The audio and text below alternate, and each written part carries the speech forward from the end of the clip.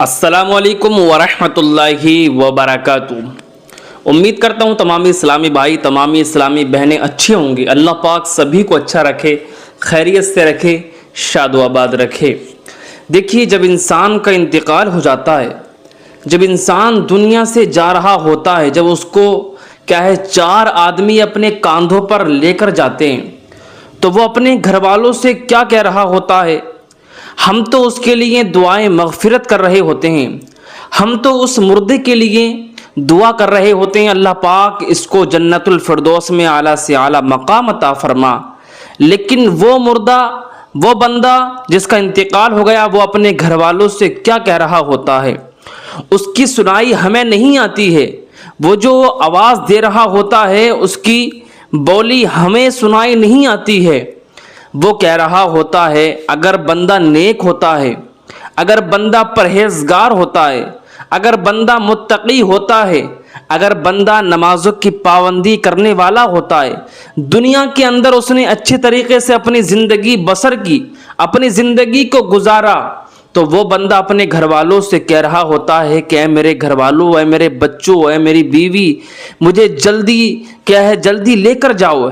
यानी कि जो उन आदमियों से जो वो उसे उसके जनाजे को लेकर जाते हैं कांधों पर, तो वो कहता है कि जल्दी जल्दी लेकर जाओ, मुझे मेरी कब्र में उतारो। क्योंकि वो जल्दी इसलिए करता है, वो बंदा नेक है, परहेजगार है, उसकी कब्र को जन्नत की क्यारियों में से एक क्यारी बना दिया जाता है। वो आराम के साथ उसमें लेटेगा और प्यारे नबी सल्लल्लाहु अलैहि वसल्लम का दीदार उसे नसीब होगा। ठीक है, लेकिन उसकी कब्र जहन्नम के गढ़ों में से एक गड़ा नहीं होती है, बल्कि जन्नत की क्यारियों में से एक क्यारी बना दिया जाता है। उसकी कब्र में उसकी कब्र को मुनव्वर कर दिया जाता है, उसकी कब्र में रोशनी कर दी जाती है। इसलिए वो बंदा जल्दी जल्दी करता है। लेकिन जो बंदा गुनहगार होता है, जो बंदा बद होता है, जिसने अपनी जिंदगी को गुनाहों के अड्डों पर गुजारा, जिसने अपनी जिंदगी को अय्याशियों में गुजारा, तो वो बंदा जब इंतकाल होता है, तो वो कहता है, ऐ मेरे घर वालों, मुझे कहाँ फेंकने जा रहे हो, ऐ मेरे बच्चों, मुझे कहाँ डालने जा रहे हो। क्योंकि उसकी कब्र को तारीक कर दिया जाता है, उसकी कब्र को काली कोठरी बना दिया जाता है, उसकी कब्र में अंधेरा ही अंधेरा होता है। उसे कब्र की जो घबराहट है, कब्र की जो तंगी है, उससे डर लगता है, उसे घबराहट होती है। इसलिए वो कहता है कि मुझे कहाँ डालने जा रहे हो। तो ज़मीन और आसमान का फ़र्क है नेक और गुनहगार इंसान में। जब नेक इंसान की रूह निकाली जाती है तो बड़ी आसानी के साथ निकाली जाती है, लेकिन गुनहगार की रूह बड़ी सख्ती के साथ निकाली जाती है। बड़ी सख्ती के साथ उसके रगों में से रूह को खींच कर निकाला जाता है।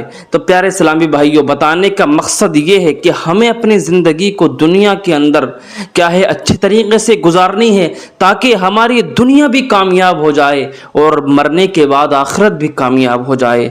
हमें अपनी ज़िंदगी को इस तरीके से गुजारना है ताकि हमारी कब्र नूर से मुनव्वर हो जाए, नूर से रोशनी वाली हो जाए। हमारी कब्र में अंधेरा ना रहे, और रोशनी कब्र में तभी होगी जब हम अल्लाह के फरमान के मुताबिक, अल्लाह के नबी के फरमान के मुताबिक हम अपनी ज़िंदगी को गुजारेंगे। प्यारे इस्लामी भाइयों, इंशाअल्लाह अल्हम्दुलिल्लाह हमें अपनी दुनियावी और आखिरत की तैयारी करने की अल्लाह पाक तौफीक अता फरमाए। कमेंट बॉक्स में हमारे इस्लामी भाई, इस्लामी बहनें आमीन ज़रूर लिख कर जाइएगा।